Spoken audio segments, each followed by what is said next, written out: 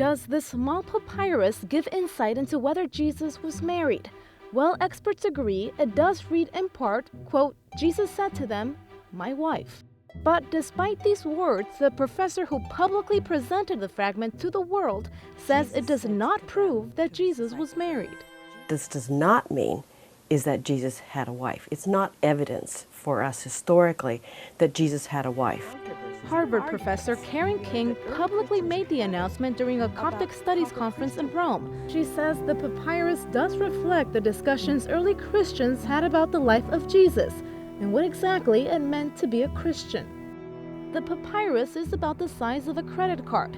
It includes 8 lines in the front and 6 in the back. It's written in Coptic language, and experts believe it's from the 4th century, but was probably translated from a 2nd century text in Greek. We spent several hours looking at this fragment, discussing it in every possible way, starting from the notion that it's a forgery, and trying to convince ourselves, trying to make arguments against that. But the conclusion was that it was authentic and probably 4th century. But other experts are still skeptical. The owner of the fragment is an anonymous private collector who reached out to King so she could look into its contents.